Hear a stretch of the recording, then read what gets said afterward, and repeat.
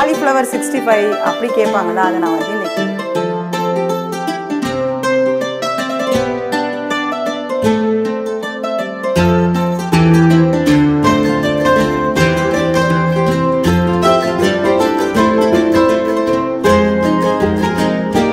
செஞ்சுருக்கேன். மறந்துடுறேன், என்ன செய்யுது.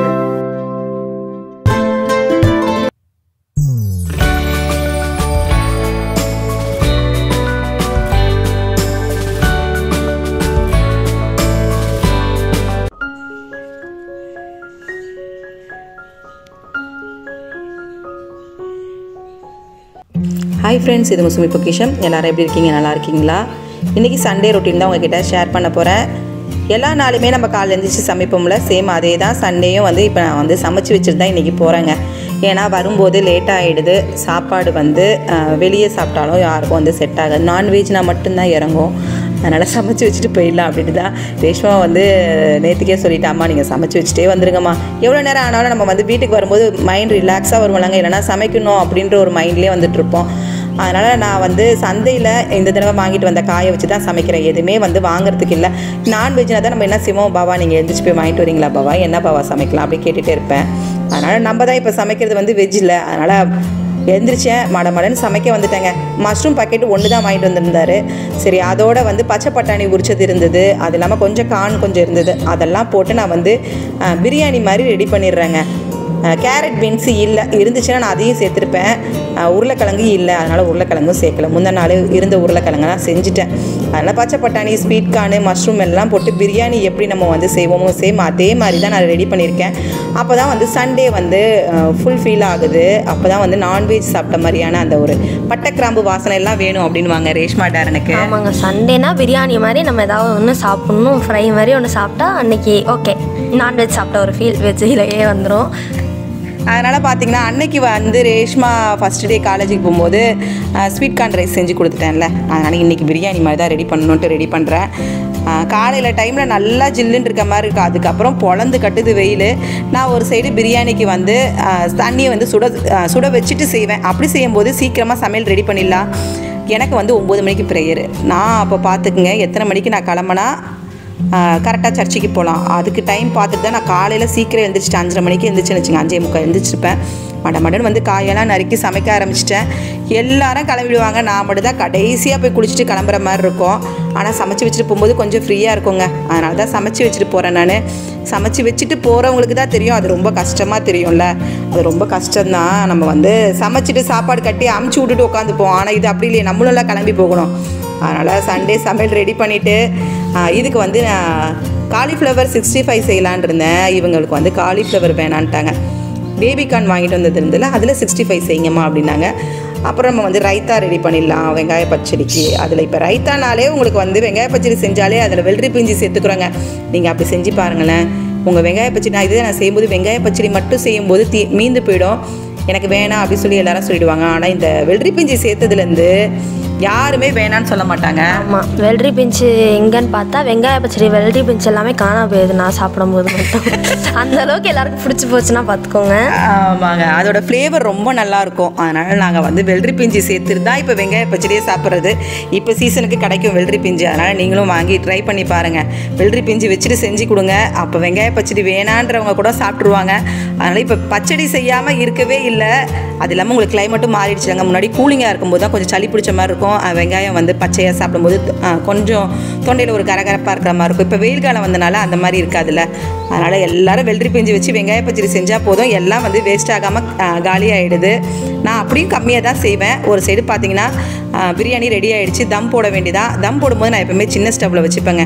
நீங்களாம் அப்படி தான் வச்சுப்பீங்களா? ஏன்னா பெரிய ஸ்டவ்வில் வைக்கும்போது தீ வந்து கொஞ்சம் ஜாஸ்தி போகிற மாதிரியே இருக்கும். அதனால் சின்ன ஸ்டவ்வில் மாற்றிட்டு அது மேலே நம்ம இடிக்கிற கல் இருக்குல்ல, அதை தூக்கி வச்சுருவேன். ஒரு 10-15 நிமிஷத்தில், 10 நிமிஷம் போதும், கரெக்டாக இருக்கும். 10 நிமிஷத்தில் ரெடி ஆகிடும். அதுக்கப்புறமா அதை மெதுவாக திறந்து அந்த தண்ணியெல்லாம் ஃபஸ்ட்டு வந்து அதில் ஊற்றிடாமல் நான் வந்து எடுத்துட்டு அதுக்கப்புறமா திறந்த மாதிரி மூடுவேன். அந்த மாதிரி நீங்கள் மூடி பாருங்கள், தண்ணி உள்ளே இறங்கிடாமல் இருக்கும். அடுத்து வெங்காய பச்சடியை ரெடி பண்ணிட்டேன். இதெல்லாம் செஞ்சு தூக்கி ஃப்ரிட்ஜில் வச்சுட்டு போக போகிறேன். வெளியே வச்சோன்னா வெயிலுக்கு அதுக்கும் ஒரு மாதிரி புளிச்ச மாதிரியான டேஸ்ட் வந்துடும். அதனால் நான் எப்போவுமே சரி வெங்காய பச்சடி செஞ்சால் உள்ளே வச்சுட்டு போயிடலாம் அப்படின்ட்டு மதியான நேரத்தில் செய்யும்போது வெளியே வச்சுக்கலாங்க.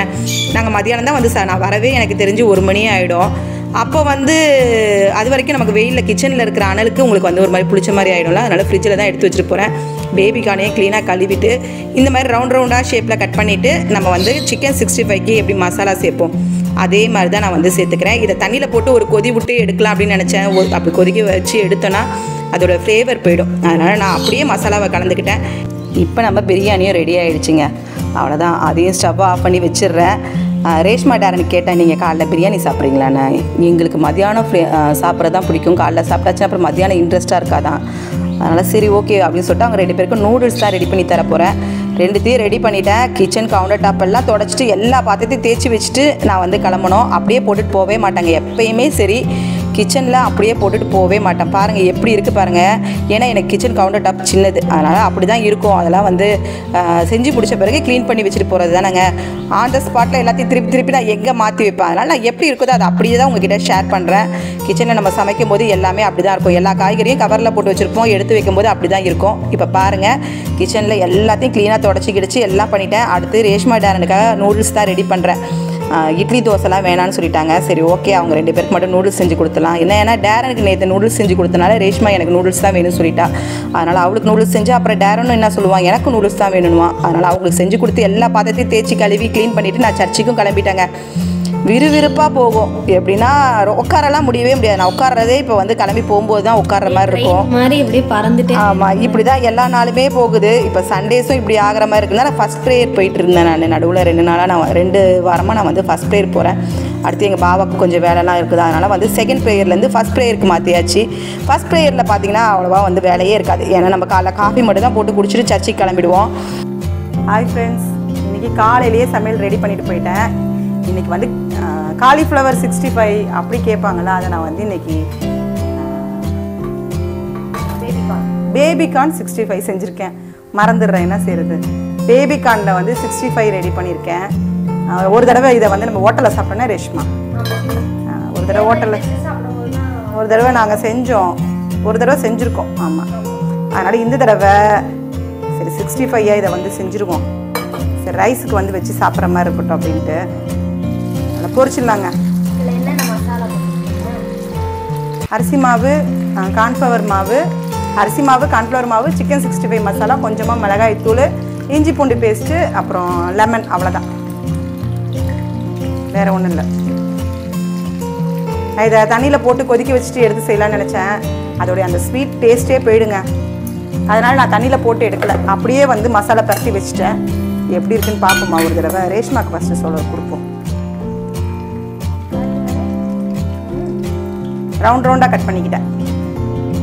நீ வேணா சாப்பிட்டு சொல்லு. எப்பயும் ஒரே மாதிரி சாப்பிட்றதுக்கு பதிலாக கொஞ்சம் டிஃப்ரெண்ட்டாக சாப்பிட்லாமே அப்படின்ட்டு. இனிப்பு சூப்பராக இருக்கா? சரி நம்ம டேரனுக்கு வந்து சாப்பாடு வச்சுருவோம். அப்போது ஃப்ரை பண்ண உடனே அவனுக்கு வச்சிடலாம்.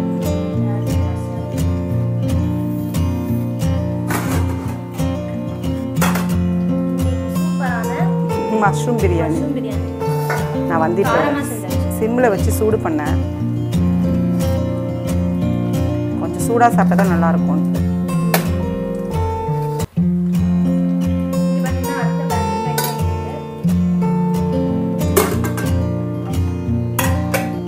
வெள்ளரி பிஞ்சி போட்டு செஞ்சு பழகி போச்சு. வெங்காய பச்சடி வந்து பாருங்கள் ஜாஸ்தியே செஞ்சுருக்கேன். 2 வெள்ளரி பிஞ்சி போட்டுக்கிட்டேன் இன்றைக்கி. அதனால் வெள்ளரி பிஞ்சி கட் பண்ணி போட்டு வெங்காய பச்சடி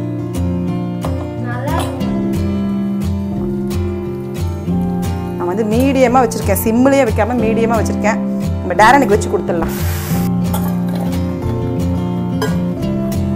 இன்றைக்கி மஷ்ரூம் பிரியாணி, வெங்காய பச்சடி, பேபிகார்ன் ஃப்ரை. இன்றைக்கி லஞ்சு இது தாங்க. அதனால் டேரன் கொடுத்தா. டேரன் இதான். ஈவினிங் பார்த்தீங்கன்னா ஸ்வீட் கார்ன் இருந்ததுங்க. அதை தான் வந்து வேக வச்சு நான் வந்து உப்பு சேர்த்துட்டு நான் வேக வச்சு எடுத்து கொடுத்தனே இல்லையே, நாங்கள் 2 பேரும் அப்படியே சாப்பிட்டோம். ஆனால் ரேஷ்மா டேரனுக்கு கடையில் வந்து மிளகாய்த்தூள் லெமன்லாம் போட்டு தருவாங்களா, அந்த மாதிரி வேணும்னு சொல்லிட்டு அவங்க 2 பேரும் உதுத்துட்டு அதில் மிளகாய்த்தூள் கொஞ்சமாக உப்பும் பட்ரு சேர்க்கணும். பட்ரு இல்லை, அதனால் கீ வந்து சேர்த்துக்கிறேன் அப்படின்னாங்க. சரி ஓகே நீங்கள் எப்படியோ சாப்பிட்டீங்கன்னா சரிப்பா அப்படின்னு நான் விட்டுட்டேன். நான் எதுவுமே செஞ்சு கொடுக்கல. அவங்க 2 பேரும் தான் அதில் வந்து ஊற்றுட்டு நான் வந்து டேரனுக்கு மட்டும் தான் கொஞ்சமாக வந்து சேர்த்து கொடுத்தேன். ரேஷ்மாவுக்கு தான் சேர்த்து கொடுத்தேன்னு நினைக்கிறேன். நினைக்கிறேன். டேரனுக்கு அவனே கலந்துக்கிட்டான். அவன் கொஞ்சம் ஜாஸ்தி மிளகாய்த்தூள் சேர்த்துட்டாங்க. இப்படி தான் ஈவினிங் வந்து ரெடி பண்ணிவிட்டு இவங்க 2 பேரும் சாப்பிட்டாங்க. இப்படி தான் சண்டே எங்களுக்கு போச்சு. இந்த சண்டே vlog இதோட முடியுது. இந்த வீடியோ உங்களுக்கு பிடிச்சிருந்தா கண்டிப்பாக லைக் பண்ணுங்கள், உங்கள் ஃப்ரெண்ட்ஸோட ஷேர் பண்ணுங்கள். அடுத்த ஒரு vlogல நம்ம சந்திக்கலாம். தேங்க்யூ.